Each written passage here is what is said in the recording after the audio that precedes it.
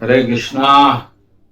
आज का हमारा सत्संग श्रीमद् भगवद गीता के 7वें अध्याय का 7वां श्लोक।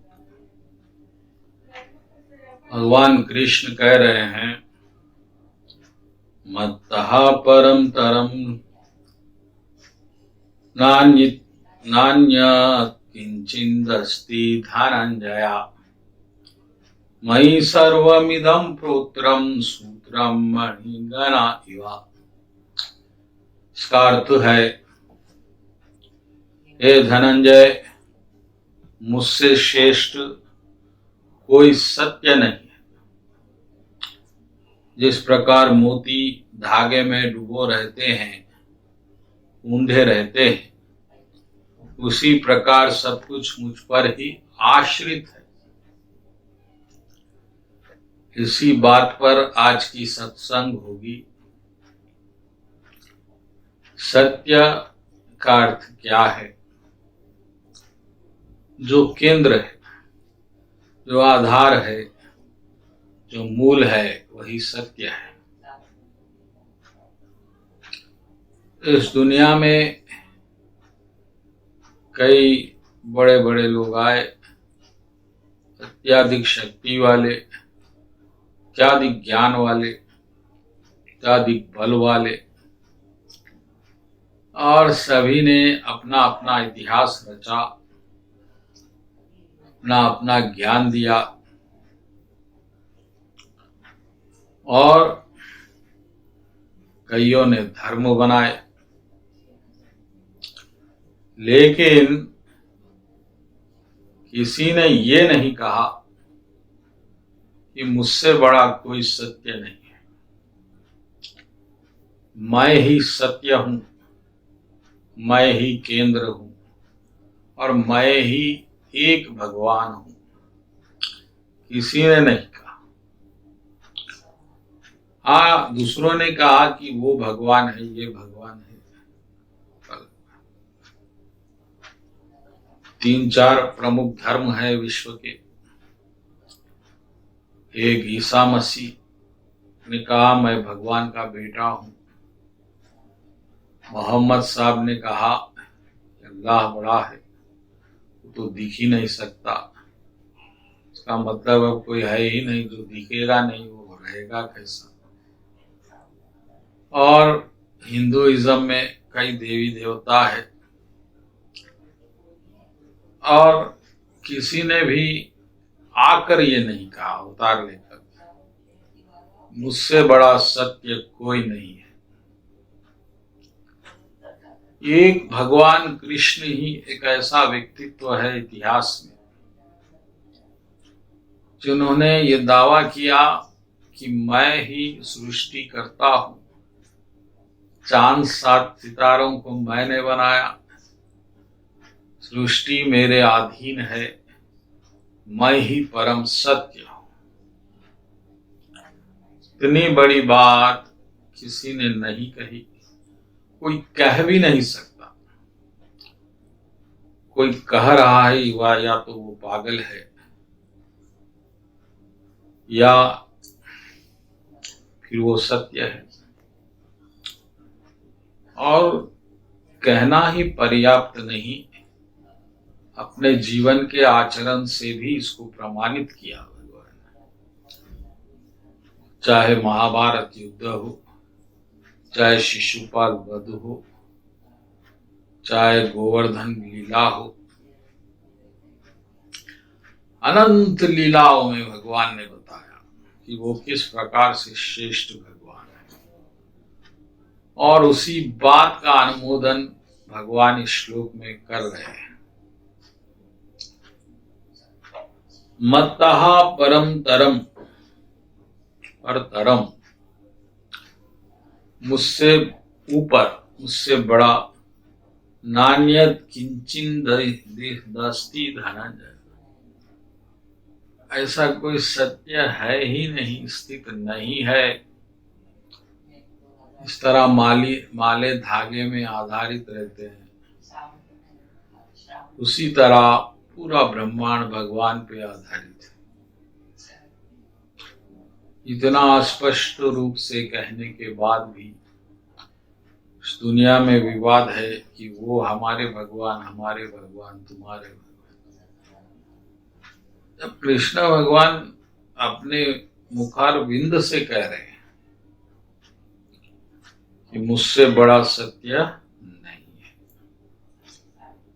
तो भक्तगणों इसका अर्थ क्या है और क्यों भगवान ऐसा कह रहे हैं और क्यों भगवान ये सब ब्रह्मांड बना रहे हैं? इससे भगवान को क्या मिलने वाला है,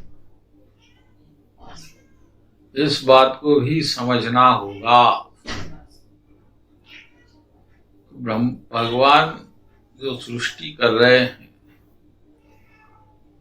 वह प्यार का विस्तार है, करुणा का।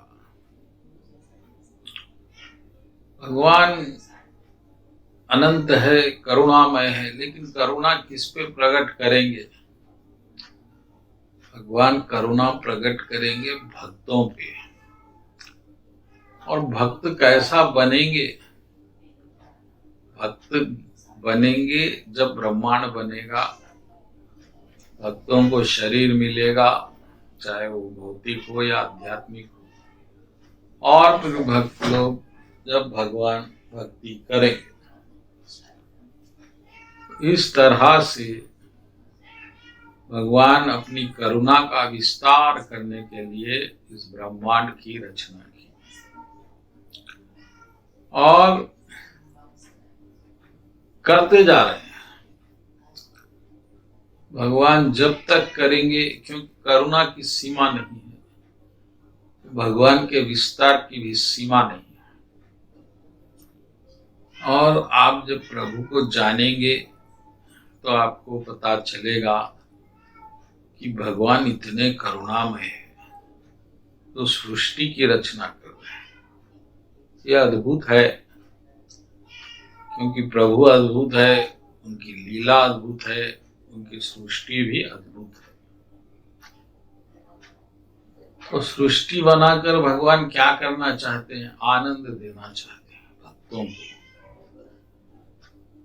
और भक्त लोग भगवान के शरणागत रहकर आनंद लेना चाहते हैं। पूरे सृष्टि का यही अर्थ है, दूसरा कोई अर्थ नहीं। तो फिर आप कहेंगे ये सब जो हो रहा है भगवान के बिना, बड़ा डेवलपमेंट, साइंस, टेक्नोलॉजी, ये सब भगवान के चरणों में खत्म होने वाले हैं। इनकी उड़ान जब तक ही है जब तक ये भगवान कृष्ण को जानते नहीं। जिस दिन ये भगवान कृष्ण को जानेंगे, इनकी दौड़ समाप्त हो जाएगी।